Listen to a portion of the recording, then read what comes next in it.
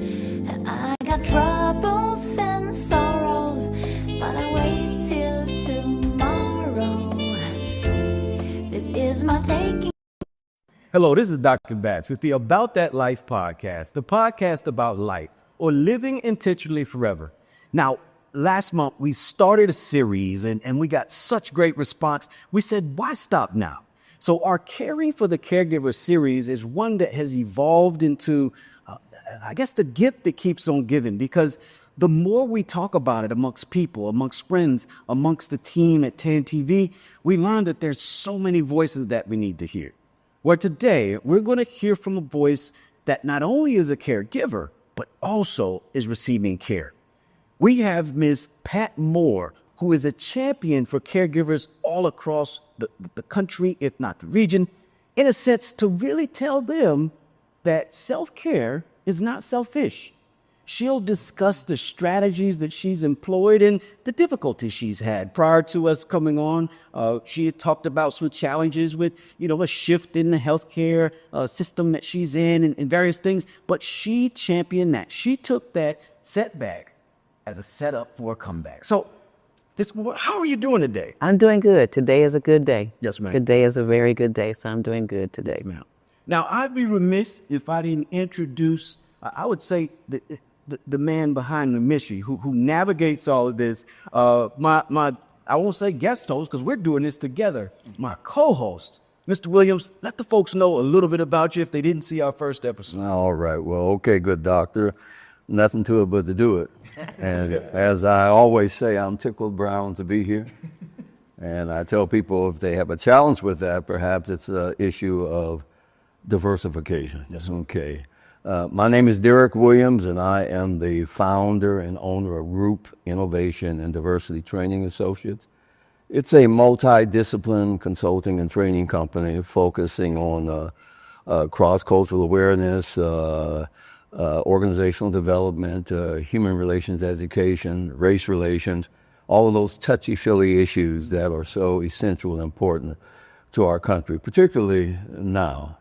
And this is an area that I am particularly interested in, not only because of my own personal involvement in the care giving industry in terms of loved ones, but I think it's one of those responsible areas that we all need to be involved in making the area that we left a little better. And nothing greater than the subject of Alzheimer's, dementia, and a multiplicity of other maladies that we get struck with and impact on often, unfortunately, African Americans a little more than other groups, and for a number of social factors and reasons.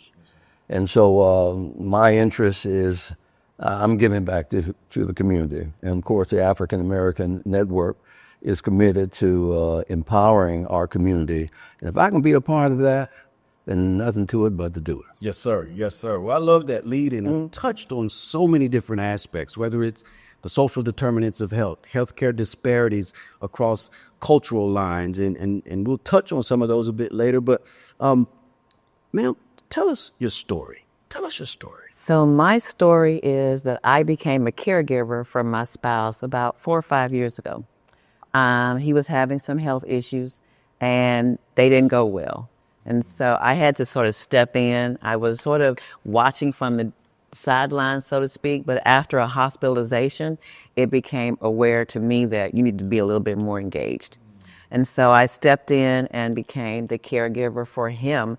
And, it was all about really advocating for his health, talking to the doctors and saying, no, we need to look at this as well as that. And what about this? Questions that he just hadn't been asking. And so that was, the beginning of the caregiving episode for me and him. It's interesting, though, that you said Alzheimer's, because I think God sort of prepares you for what's yet to come. Yes, for 7 years, I did an event as part of my business that brought awareness to caregivers of Alzheimer's and dementia patients. Right. Yes. It was called the Fabulous Fashion Show, because I was into fashions. And so we did this just advocating for just making people aware of caregivers, because it was called the longest day. Because as a caregiver, you don't have an 8-hour shift. It is a 24/7 role. Absolutely. And so, that's what I found myself doing now. And I think that prepared me for just being aware of just how engaged you have to be. And you definitely have to give yourself some care along the lines, because you can't pour from an empty cup. You got to have you got to go and have your own self-care days. Fast forward to now, I am the person getting the care. So, yeah, I think all of this prepared me to say, okay, this is going to be your lot in life. It's going to be your journey. And so I'm okay with it. I'm okay with it because I know what to do. What do you say? Nothing but to do it? Yes. Ain't nothing to it. And nothing to it but to do it. And so here I am. I'm in two roles. I'm receiving care and I'm giving care. And it's a journey. And some days it can be a challenge, but you have to be fluid.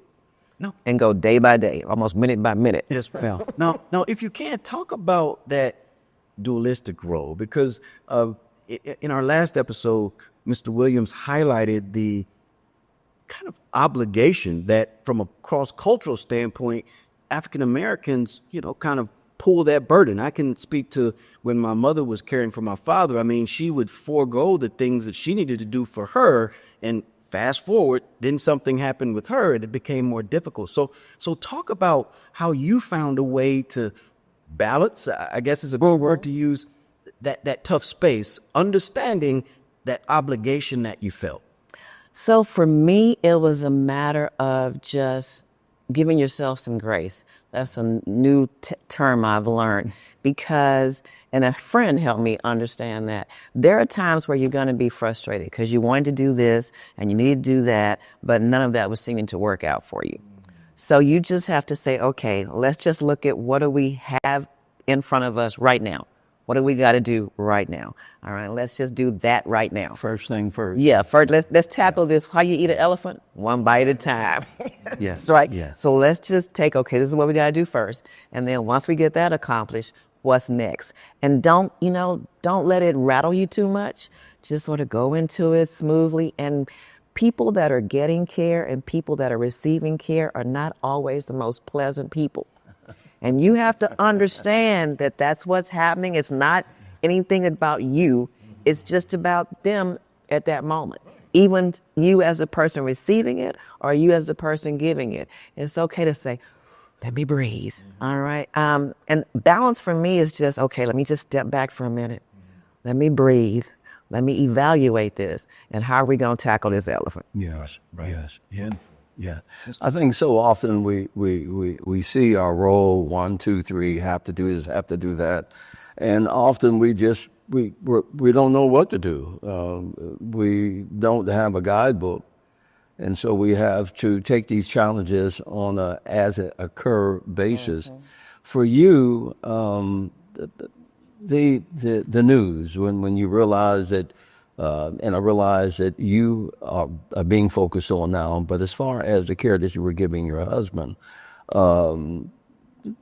did you courageously walk into this? Did you feel that, hey, this is too much for me? What was the thinking process you used when you recognized that? For me giving him his care, it was a courageous walk into it, because this was something that it was like, I got to do this. All right. I want him to be around for a long time. There's a 15-year age gap on us. No. And so I felt like I can do this. All right. I was meant to be here in his life at this point in time. All right. I know how to navigate the healthcare system, even the VA healthcare system, because that's what he was in. But as my side life or my main life, I am an insurance broker. So I knew how to navigate the healthcare system. Wow. All right. So I know what to say. I know how to say it. I know what to go and ask for. So let me at it. I was courageous. Yes. From his caregiving standpoint. Yes. Now, when the tables turned, it was a whole different ball game, because now it was me. And even though I knew it was me. And so now that became a little scary. Wow. Mm-hmm. Wow. That's very insightful. And since it is a different ball game, from his standpoint, I know he's not here to speak for himself, and how did he pick up the bat in terms of being there for you? Was it as easy? No, it wasn't. He knew it was something he had to do, but you could tell from day one going in, he was overwhelmed.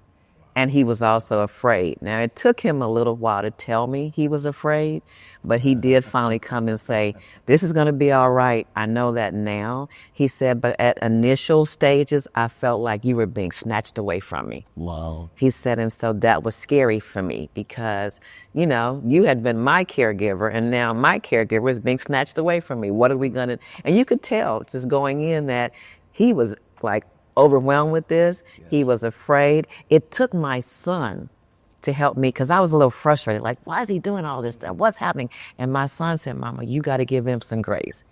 He is not accustomed to this and he's afraid. He said, and you know, he's a man's man. And so he's never going to say, I'm afraid. It did take him a while, but he finally said, yeah, we're going to be all right, babe. But yeah, I was afraid. He said, I'm not so afraid anymore, but I wasn't afraid initially. So it was an adjustment on the other side. For me, not so much so, but for him, it was like, this is new for me. What are we doing? Absolutely. Absolutely. Now, when you think about that fear, right, was it the fear of the outcome of the condition, or was it the fear of not knowing if I would be able to, as you keeping it in the baseball, step up to the plate and do the things? Or was it a mix of both? I think it was a fear for him of the outcome and then not knowing. I think it was that. Because as we began to now be able to talk about it, he said, well, you know, I kept playing back in my mind that doctor's initial conversation with us. He said, and I kept telling myself, the doctor never said she was going to die. The doctor never said she was going to die. So that was what he was dealing with.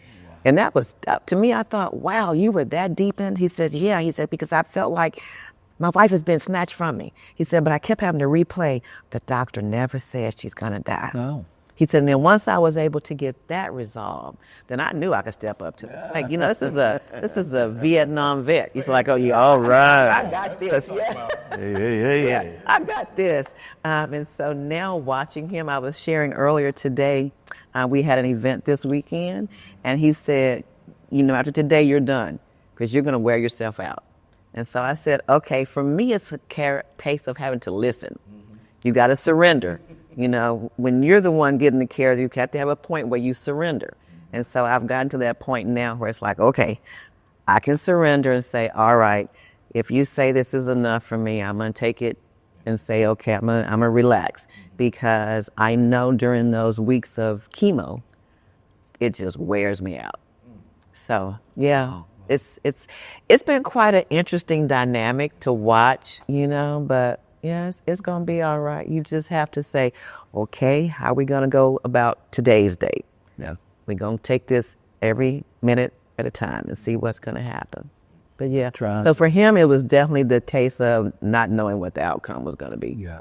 Mr. Williams, I know you had talked a little earlier about structuring the day and kind of this daily routine. Can you just, you know, unpack that and how you go about talking to folks about that structure? Well, yeah, you know, life is spontaneous, and we often, you know, measure the temperature and which way the wind is blowing, and we become accustomed to that. And so these medical and life-changing challenges, they challenge us to get things in order. And that's very difficult when life is a spontaneous, I roll with the punches kind of thing. So structure is essential because you can look forward not only to tomorrow, but have some procedural steps to take in order to be more efficient and effective. And often that takes training. If that's not part of your routine normal life, you know, a lot of us live on the spin of a dime, you know, and these conditions cause us to need more structure in our life. Structure is the nail that we can hang our hat on or purse. Okay, it gives us an outline, and outlines are essential to helping us. Well, let me step to the left, let me step to the right. I've seen that hole before, and so it is essential. And so structure is one of the foundational elements of care for ourselves and, of course, for others.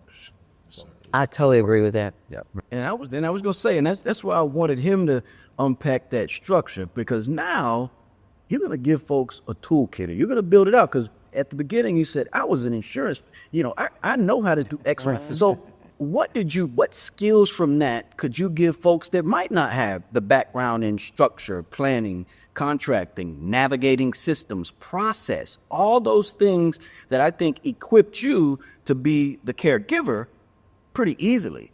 But how would, what would you do, or what could you tell someone to really help them articulate that path? First thing was a calendar. And you think, okay, that's not a big deal. I had a calendar already.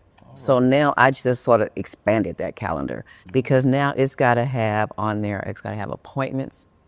I needed to have everything on that calendar where I could go and look to say, what are we supposed to be doing today? All right. Now you may have to deviate some, but what does today look like? In terms of the medical component, I always say, know what your insurance is about. People never read their insurance evidence of coverage documents. Why? It's too thick. They never even read the short version, the summary of benefits. Why? It's got too much jargon that we don't understand. Yeah. There are tools today. You said it earlier about AI. There are tools today on these smartphones we carry around. You can ask that phone and it will tell you what that means. Understand what your coverage is. Understand, you got to have an understanding. As a scripture that says, my people perish from lack of knowledge. You gotta know. If you don't know, you can't fight. That's right. All right. So you gotta know. That's what my thing was. I knew a lot of it. And so I just sort of jumped in more, especially from the veterans perspective, because I knew the civilian insurance. I knew how the civilian world worked. I needed to now understand how the military world worked. So I educated myself. So that way, when I went in as his caregiver, I could speak their language. I could speak to what they understood that now I am learning. Absolutely. You need to have a time where you just say, okay, I'm going to turn off my phone. I'm going to step away, and this is now my time because I've got to regenerate, and you got to do it. Even if you have to alter it by maybe a day or maybe 10 minutes or maybe an hour, you got to do it. I call it my self-care. Saturday was my day. All right. It was self-care Saturday. My sister said, I never understood what you meant by that, but now I do. I said, yeah, that was my day to disconnect from everything and everybody so that I could regenerate myself, and now we can go tackle the rest of the week. Absolutely. So you have to have that as part of your structure. But for me, it was just having that calendar, because that calendar kept me on focus. Yeah, even with my appointments, his appointments, because now we've got to make sure that they don't overlap. Okay, because now I got appointments. I've got to be at his, he's got to be at mine. Gotcha. So now we go look at that calendar per week to say, okay, who's got what? Okay, do we need to alternate this? If somebody's got to go with you, somebody's got to go with me, how are we going to do that? So that calendar was a lifesaver. We just expanded it. Now it's real big. Wow. Well, you're absolutely a super trooper. I mean, there's no question about it. You mentioned briefly, you said your son had pointed some things out to you. Today we find that in the caregiving arena, we're not only taking care of loved ones, but we find out we have to take care of ourselves, and then other family members. Are they active participants? Was your son involved in, how involved was he in assisting? He was very involved once we found out. Not so much, he was with my husband, he was more, what do you need from me, mama, kind of thing. Okay. But once it became me, I think everybody was sort of surprised because I was the matriarch, the strong one, and now she's the one that's needing our care. Yeah. My son stepped up. He's our chef on Sundays. He cooks dinner every Sunday, so he stepped into that role. He's my person who takes me for my shots during chemo. So he stepped into that role. And then I didn't realize my friends and support system was so phenomenal. I have friends that bring food every week. I have a friend a day bringing food. And it's like, okay, let me make sure I'm going to be at home. I have friends that have donated money for food. I have coworkers. To me, I realized, oh God, I didn't know I was this loved. So I have friends that have just stepped up. And so from that perspective, sometimes you don't really realize all the people that are part of your network and resources until they have to step up to the plate. Absolutely. In my case, I am very thankful and very fortunate that all of my group have they've overwhelmed me because I had no idea that these people cared this much about me. Well, I'm not surprised, Miss Pat. You can feel your affection and love and the energy that you bring. The fact that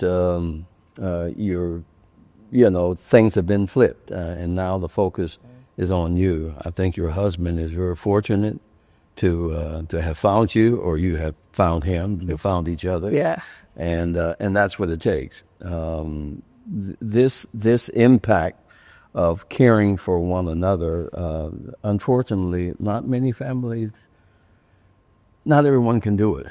And I think acknowledging that they may not have the skills, may not have the resources, be it financial or emotional, it does require a collective. And you certainly represent showing the family working together as a total unit. And I think we're very fortunate to have someone with your knowledge, as the doctor said, and be able to help others outline and structure their life in being more accountable and taking care of loved ones and friends. So we're very fortunate to have you. You have the official title of Super Trooper.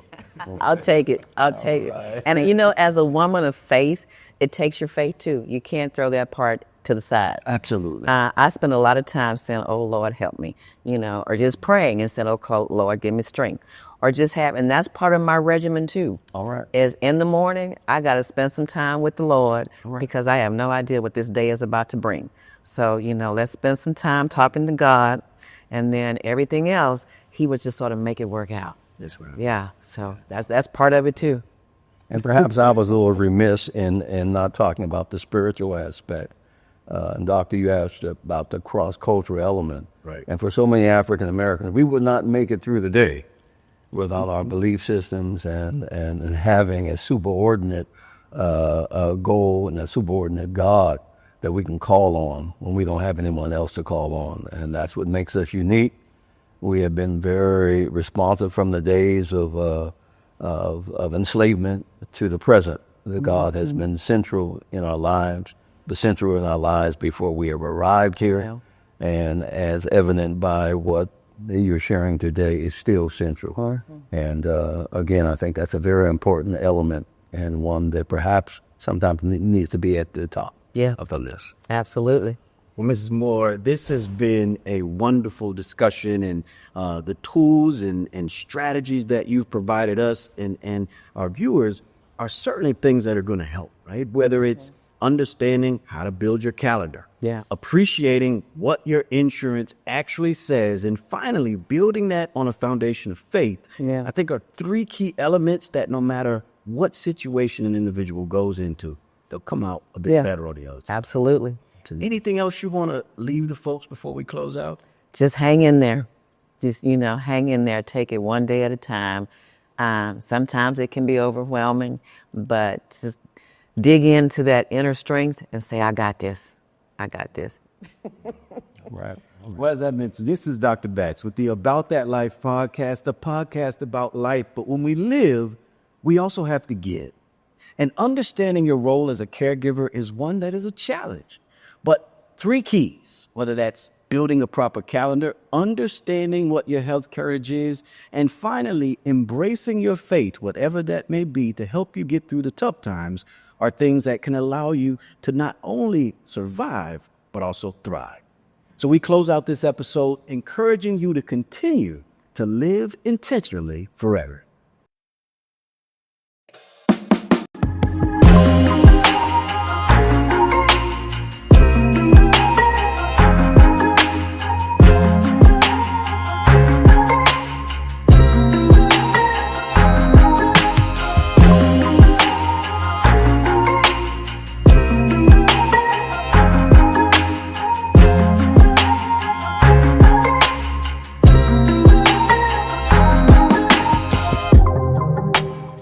Hello to the African American Network and our continuing coverage of the caregiving series. Certainly a provocative topic in that all of us at some time or another found ourselves either giving care or being cared for. And so this is a very special session because we have a revisit from a very special person, Ms. Pat Moore. And Pat Moore, again, we want to say welcome. Thank you. We are delighted to have you back again. I'm happy to be back again. well, thank you. Before we get started, I got one question I want to ask before we go into anything else. Okay. And you'll remember, I'm sure, what your answer was before. How do you eat an elephant? One bite at a time. All right, one bite at a time. And so we're talking about balance here. And in today's program, I think we're going to hear a little bit more on that balance. And Pat, since the last time we saw you, you were getting ready to enter into some advanced treatment. And it's my understanding that you've done so.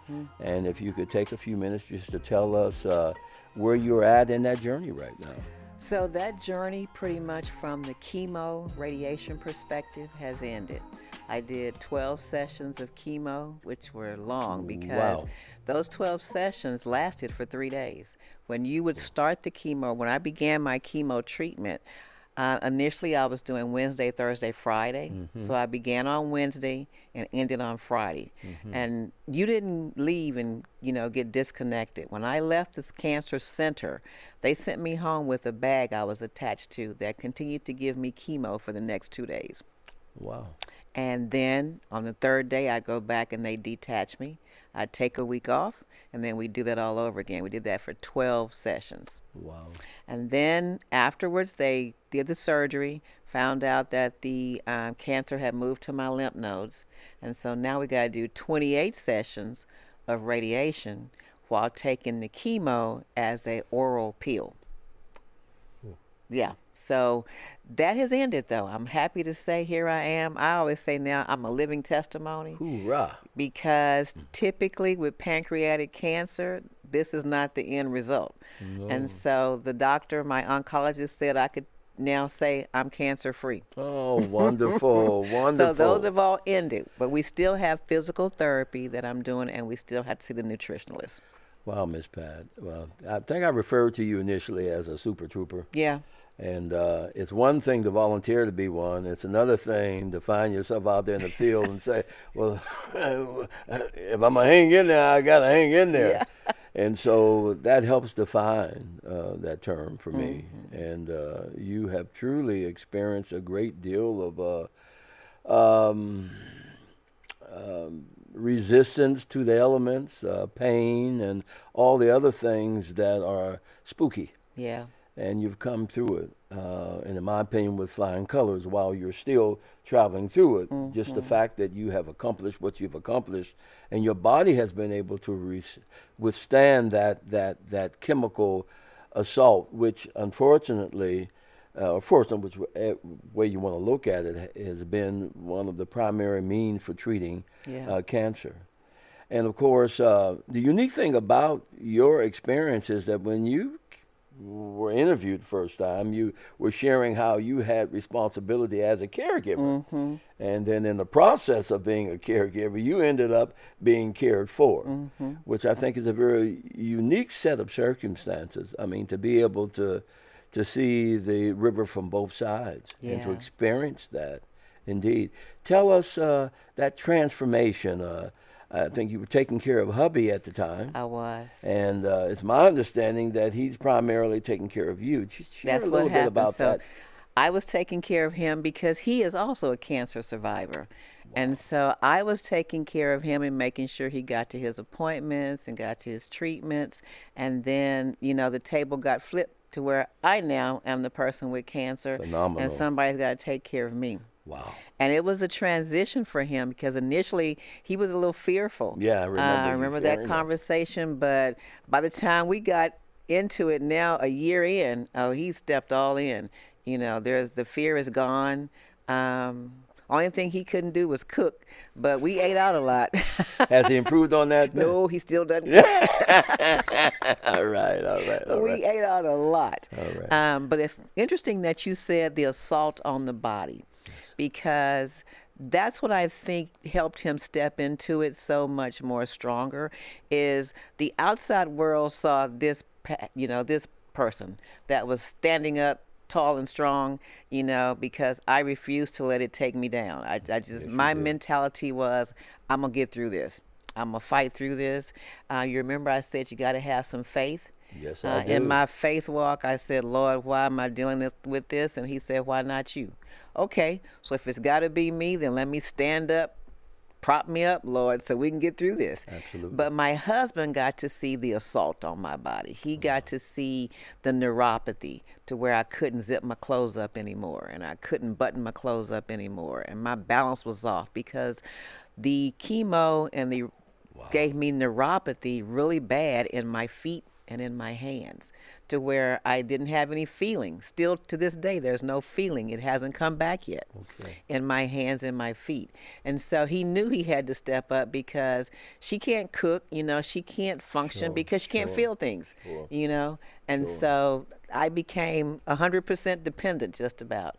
Because it's, it's something when you don't really think about it, but you have to button clothes and zip clothes. Yes. And when you Things lose you feeling, granted, you do. You lose feeling. That becomes a challenge to do. Wow. Yeah. I actually tried cooking for Thanksgiving that first year and burnt myself and never even knew I burnt myself until it blistered up. I didn't feel it. Yes.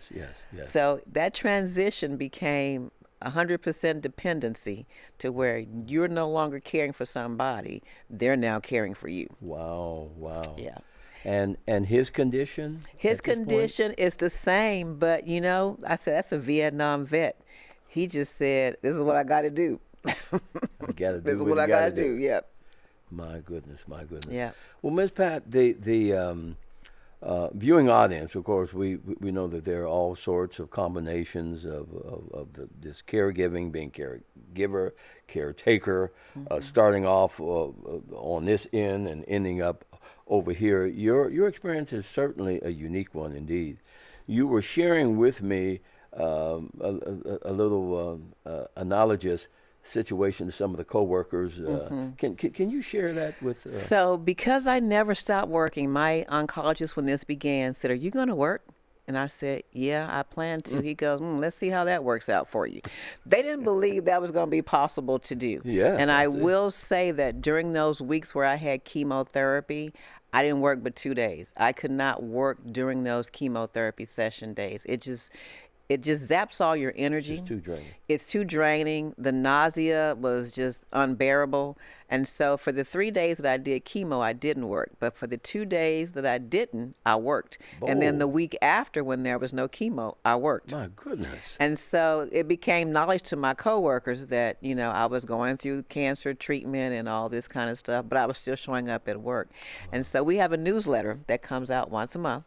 And for the month of May, I was in the newsletter, and my coworker who wrote it put joy. The sort of the theme was joy, resilience, and commitment. Wow. And she said the joy was that I showed up every day, joyful, never complaining, just going through doing what the job entailed. Wow. The commitment was the same, that I showed up every day, and was committed to. She said instead of stepping backward, she stepped into it. Step forward.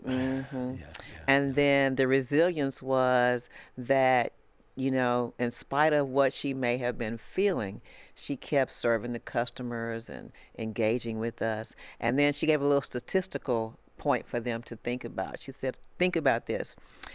Of 100 people diagnosed with pancreatic cancer, 87 will die.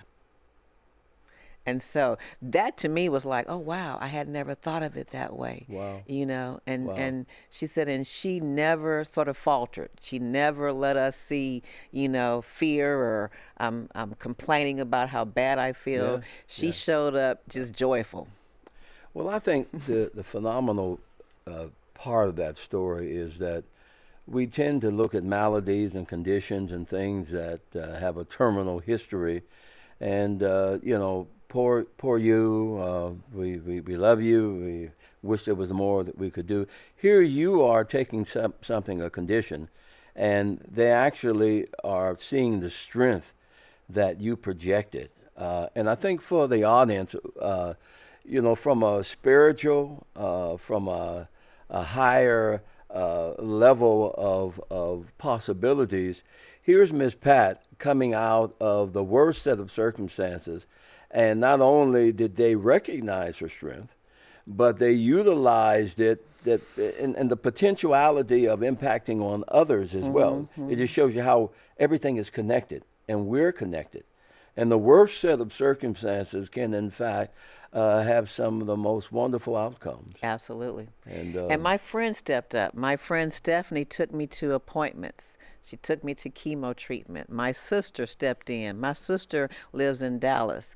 She made a trip every month. wow. Every month. She came Wow. every month just to see. So okay, they became part of the care. they became part of the care giving team. care Yes. My team. friend Eliza, and I always laugh because Eliza doesn't like getting on the highway. Here she's showing up. Yeah.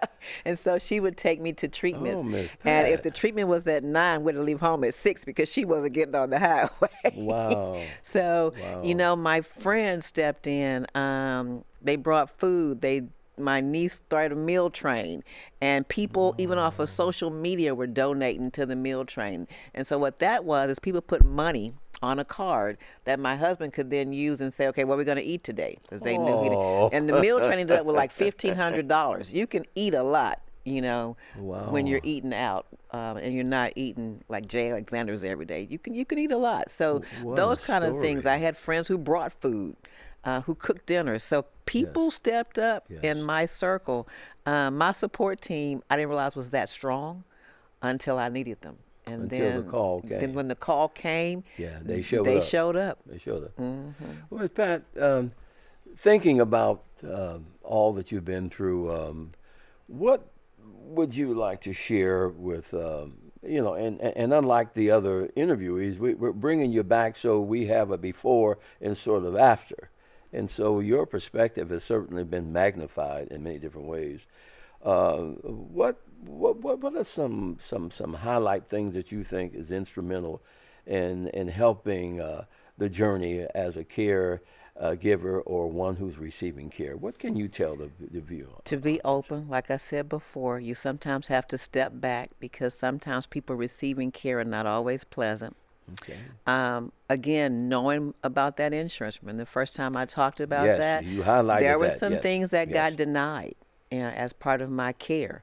And so advocating to say, okay, so what are we going to do? How are we going to make this happen? Even getting the doctors involved, and the doctor saying, don't worry about that. We have another avenue we can take to make this happen. Okay. Medication. The medication for chemo was quite pricey, and so they didn't want it filled at the pharmacy I was going to. Okay, so what are we going to do? Well, we got to find another pharmacy, a specialty pharmacy that will fill it for a lower cost. So those are things that you really have to speak up and ask questions about. There's no such thing as a dumb question. That the one you don't ask, that's the dumb question. Right. And then just having the attitude. My attitude was, we're going to get through this. Remember how you eat that elephant? One Yes. bite at a time. That's why I All started right, the program off with. I So remember. we just kept biting off of that elephant until it was all gone, and here we are. Wow. Yeah. And so I'm just happy that we had such a phenomenal support system Yes, you did. that stepped in to help my husband, realizing that he was the one that was getting the care, and now he's the one giving the care, and he may need some help. And Yes. so my friends and my family Yes. stepped on board to say, okay, what do you need from us? Wow. And so just having that circle and not being afraid to ask people, if you ask them, here's what I need. I had a friend that I liked her corned beef. And so I said, can you make me some corned beef again? So You not never being lost your afraid to appetite? I never lost my appetite. And that's what was amazing to, I think, everybody. Because my sister said, I don't know why she's losing weight. She eats like a sumo wrestler. Well, I think it also speaks to, there's a tendency to group people together. And it shows how exceptional we are and how exceptional our bodies are. Yeah. And so that the adjustments, we just don't know. I mean, this thing is based on demand. You can't use something unless there's a request to use it. Yeah. And I like the other thing concerning the medication that you all kept kicking the tires, looking for other Yeah. ways around, not to give up That's because it. this is what they told you the first time around. And you have to, you can't, I have a medicine now that it's $450 for a 30-day supply. Now, who's going to, yeah. But, got to take it because of what it does to the digestive system. And the surgery sort of altered my digestive system. But you call the company and guess what? They have a subsidy. Which you never would have known Nope. had you not pushed the Yep. issue. And so the company subsidizes some of that cost for you based upon the necessity of the fact that you need the medicine. Okay. Okay, So, so so asking that those set of questions circumstances and- had to be there in order for them Absolutely. to go to the next level and Yes, offer and and say, you well, don't feel bad about calling those pharmaceutical companies and saying, "Hey, I got to take XYZ, and this is what it cost, and the insurance doesn't cover it all. So what do you guys offer?" all right. And that's exactly how you approached it. Mm-hmm. And they gave you a response, and they were able Sure to. did. And guess what it cost me? $5. Oh, my goodness. But if you don't ask, you don't know. Now, if I had never asked, and we'd be trying to figure out, okay, how are we going to pay for this now? Yeah. All right. Okay, all right. Well, ladies and gentlemen, you can see from Miss Pat Moore's experience that an attitude of not giving up, asking questions, asking the question differently, putting a little moral responsibility on others. And so I think that speaks to, when we talk about cross-cultural awareness, there are so many things that we don't know about, we're not afforded, or we see things through a different set of lenses. Right. And sometimes you have to change those lenses. Let's try that. That doesn't work with it, and think outside that box. But it sounds to me that one of the most important points that you've emphasized is to plan, ask those questions, be persistent, look at the model, change it around. And I think that's going to be very essential for us to be effective caregivers and recipients of the care. We have to have an attitude of, I'm not going to give up. I'm going to get a team together that maybe they can ask the question differently.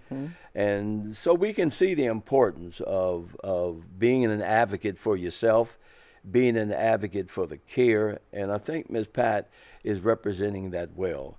And so we have perhaps a minute. Give them something to chew on this evening other than the corned beef sandwich. I always say, you have to have people in your corner. This is going to be my own plug. As an insurance agent, I tell my clients when it becomes difficult for you, that's why I'm here.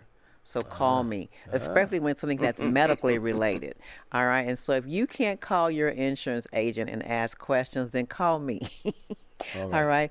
I'll become your insurance agent and ask the questions for you.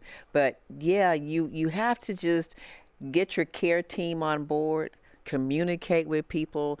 Don't be afraid. I think we're sometimes afraid to let people in and know what's going on, but they can't help you if they don't know what's going on. That's right. So you have to ask the questions and don't be afraid to share. Here's my situation. Do you know anything about this? What options are there for me? Well, we thank you, Ms. Pat. I think your advice is not only worthy of its content, but it comes from a very special place. You've walked the walk, you've been down the road, you've been on both sides, and that's what makes your appearance again so very special. And we're going to continue to bring back our participants, our interviewees, and just check on them, see where they're at any given time. And so again, we feel very fortunate, very delighted. Miss Pat Moore, Super Trooper, alias, can do it if you want it done. And so we want to thank you. We wish you and your husband all the blessings. And African American Network just appreciate you taking the time to come here today. Under duress, Pat is going to be out there. And so, ladies and gentlemen, thank you for tuning in to our caregiving series. And you heard it from Ms. Pat Moore. And again, we were so delighted to have her here today. Thank you, Ms. Pat. God Thank you bless for having me. We love you. We love you all out there. Take care of yourself. Stay well. And stay tuned for the next series of the Caregiving series.